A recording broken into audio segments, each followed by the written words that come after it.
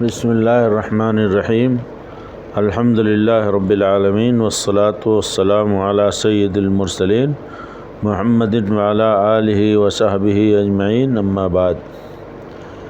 آج کے درس میں روزے کے احکام و مسائل سے متعلق مختصر سی گفتگو کی جائے گی۔ سب سے پہلے روزہ کی فرضیت۔ روزہ جس کو عربی میں صوم کہا جاتا ہے، اسلام کے 5 ارکان میں سے ایک اہم رکن ہے، بلکہ چوتھا رکن ہے، جو ایسے عاقل، بالغ، صحت مند اور مقیم مسلمان پر فرض ہے جسے کوئی شرعی عذر لاحق نہ ہو۔ جیسا کہ اللہ تعالیٰ کا ارشاد ہے، یا ایھا الذین آمنوا کتب علیکم الصیام کما کتب علی الذین من قبلکم لعلکم تتقون۔ اے ایمان والو، تم پر روزے رکھنا فرض کیا گیا ہے جس طرح تم سے پہلے لوگوں پر فرض کیے گئے ہیں تاکہ تم تقوی اختیار کرو۔ حدیث شریف میں ہے کہ اسلام کی بنیاد 5 چیزوں پر رکھی گئی ہے۔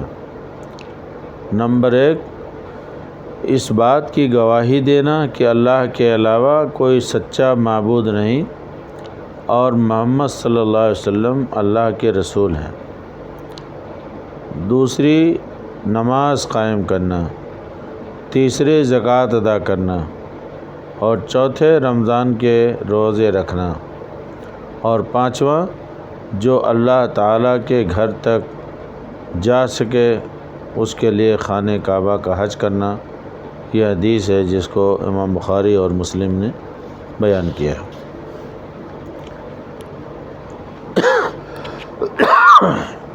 روزہ کب سے رکھا جائے؟ روزہ کا وقت کیا ہے؟ تو رمضان کا چاند دیکھنے اور چاند دیکھے جانے کی معتبر شہادت ملنے یا شعبان کے مہینے کے 30 دن پورے ہونے پر رمضان کے روزے رکھنا واجب ہے، اس لیے کہ حدیث میں حکم ہے چاند دیکھ کر روزہ رکھو اور چاند دیکھ کر کے افطار کرو، یعنی رمضان کا چاند دیکھ کر روزہ رکھنا شروع کرو اور عید کا چاند دیکھنے کے بعد رمضان کے روزے بند کرو۔ اور اگر تمہارے اوپر بادل چھائے ہوئے ہوں، مطلع اور آلود ہونے کی وجہ سے چاند نہ دکھائی دے، تو شعبان کے دنوں کی گنتی 30 پوری کرو۔ بخاری شریف کی حدیث۔ اس سے ظاہر ہوا کہ چاند دیکھ کر روزہ رکھا جائے گا اور چاند دیکھ کر کے روزہ افطار کیا جائے گا، یعنی رمضان کا مہینہ چاند دیکھ کر کے ہی مکمل کیا جائے گا۔ اس بات سے یہ واضح ہوتا ہے کہ شک کی بنیاد پر یا احتیاطاً رمضان سے 1 روز پہلے ہی روزہ شروع کرنا یہ درست نہیں ہے، شرعاً جائز نہیں ہے۔ حدیثوں میں اس کی سخت مخالفت، سخت ممانعت آئی ہوئی ہے۔ دیگر عبادتوں کی طرح روزہ کے صحیح ہونے کے لیے نیت شرط ہے، جس طرح اور دیگر عبادتوں کے صحیح ہونے کے لیے نیت کا ہونا ضروری ہے، اسی طرح روزہ بھی صحیح ہونے کے لیے نیت کا ہونا ضروری ہے۔ نیت رات ہی میں طلوع فجر سے پہلے کر لینی چاہیے، ورنہ روزہ درست نہ ہوگا، اس لیے کہ احادیث میں اس کی صراحت آئی ہے۔ چنانچہ ایک حدیث میں ہے، من لم یبیت الصیام من اللیل فلا صیام لہ، یعنی جس نے رات ہی سے روزہ نہ رکھا اس کا روزہ درست نہ ہوگا۔ دوسری روایت میں ہے، من لم یجمع الصیام قبل الفجر فلا صیام لہ، یعنی جس نے فجر سے پہلے روزہ کا ارادہ نہ کیا تو اس کا روزہ درست نہ ہوگا۔ یہاں چند باتیں وضاحت طلب ہیں۔ نمبر 1، چونکہ نیت کا مقام دل ہے اور دل ہی سے نیت کی جاتی ہے، اس لیے نیت کے الفاظ زبان سے ادا نہیں کرنا چاہیے۔ زبان سے نیت کرنا یہ کسی بھی حدیث سے ثابت نہیں ہے، اور نہ ہی صحابہ کرام رضوان اللہ علیہم اجمعین کے عمل سے اس کا کوئی ثبوت ملتا ہے۔ اس لیے زبان سے نیت کرنا بدعت ہے۔ جس شخص کو روزہ رکھنا ہے اسے رات ہی میں صرف دل سے ارادہ کر لینا چاہیے کہ کل ہمیں روزہ رکھنا ہے۔ اسی طرح روزہ رکھنے کے لیے سحری کھانا بھی نیت میں شامل ہے، اس لیے کہ رات کے پچھلے پہر کوئی شخص عادتاً کچھ نہیں کھاتا ہے، اس وقت کچھ کھانا پینا اس بات کا ثبوت ہے کہ وہ کل روزہ رکھنا چاہتا ہے۔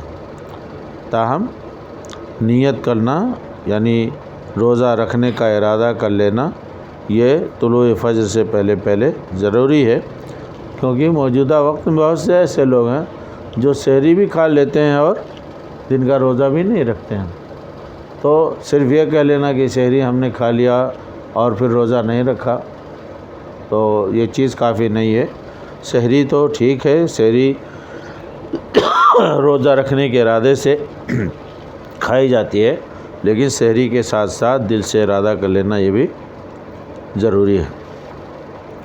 اسی طرح ہمارے معاشرے میں جو ایک دعا رائج ہے اور بعض مسجدوں میں سحری کرنے کے وقت جو اعلان کیا جاتا ہے بیسو میں یوم غدن نویت ان اصوم من صیام رمضان، تو یہ ایک تو اس لفظ سے نیت کرنا یہ بھی درست نہیں ہے، گڑھی ہوئی دعا ہے، اور دوسرے جس نے گڑھا بھی ہے یہ بیسوم غدن، غد کا معنی عربی میں کل کے لیے ہوتا ہے، آنے والا جو کل ہوگا اس کے لیے ہوتا ہے۔ تو اس حساب سے اگر دیکھا جائے تو جو کوئی شخص اس لفظ کے ذریعے نیت کرتا ہے تو آج کے لیے اس کا روزہ تو کبھی ہوتا بھی نہیں، گویا اس لفظ کے ذریعے جو بول رہا ہے، لفظ کے ذریعے جو بول رہا ہے اس سے چیز ظاہر ہوتا ہے کہ آج کے بجائے جو ہے کل کا میں روزہ رکھ رہا ہوں، اس لیے اس لفظ کے ذریعے نیت کرنا یہ درست نہیں ہے۔ دوسری بات، رات میں روزہ کی نیت صرف فرض روزوں کے لیے ہے، یہ بھی ضروری ہے، فرض روزہ کے لیے رات میں نیت کرنا ضروری ہے۔ البتہ کوئی نفلی روزہ رکھنا چاہتا ہے تو نفل روزہ کی نیت دن میں بھی کی جا سکتی ہے، جیسا کہ حدیث شریف میں وارد ہے کہ رسول اللہ صلی اللہ علیہ وسلم رمضان کے علاوہ دنوں میں حضرت عائشہ صدیقہ رضی اللہ عنہما کے پاس تشریف لاتے اور پوچھتے کہ کیا تمہارے پاس کچھ کھانے کو ہے، ورنہ میں روزہ رکھتا ہوں۔ روزہ کا وقت کیا ہے؟ روزہ کا وقت طلوع فجر سے سورج ڈوبنے تک ہے، اس لیے روزہ دار کو ان اوقات میں ان چیزوں سے پرہیز کرنا ضروری ہے جس سے روزہ ٹوٹ جاتا ہے، جیسا کہ اللہ تعالیٰ کا ارشاد ہے کلوا واشربوا حتیٰ یتبین لکم الخیط الابیض من الخیط الاسود من الفجر ثم اتموا الصیام الی اللیل، یعنی تم کھاتے پیتے رہو یہاں تک کہ صبح کا سفید دھاگا سیاہ دھاگے سے ظاہر ہو جائے، پھر رات تک روزے کو پورا کرو۔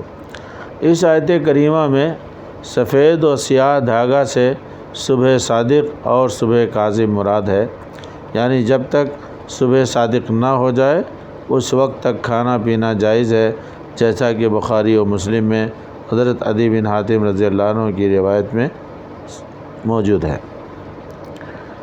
روزہ شروع کرنے میں طلوع فجر اور روزہ افطار کرنے میں سورج ڈوبنے کا اصل اعتبار ہے، ویسے فجر کی اذان سے 10-5 منٹ پہلے ہی سحری سے فارغ ہو جانا اور کھانا پینا بند کر دینا افضل و بہتر ہے۔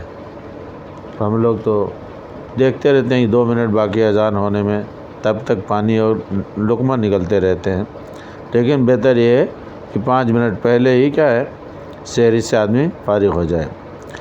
لیکن سورج ڈوبنے کے بعد احتیاطاً افطار میں تاخیر کرنا سنت کے خلاف ہے، یعنی جو ہی سورج ڈوب جائے سورج ڈوبتے ہی افطاری کر لینی چاہیے، کیونکہ حدیث شریف میں اس کی فضیلت آئی ہے کہ جب تک لوگ خیریت میں رہیں گے، جب تک لوگ کیا ہے افطار کے اندر جلدی کرتے رہیں گے۔ اللہ تعالیٰ سے دعا ہے کہ اللہ تعالیٰ ہم مسلمانوں کو سنت کے مطابق فریضہ صیام رمضان ادا کرنے کی توفیق بخشے اور اسے اپنی رحمت سے قبول فرمائے، آمین۔ وصلی اللہ علی نبینا محمد وعلی آلہ وصحبہ اجمعین۔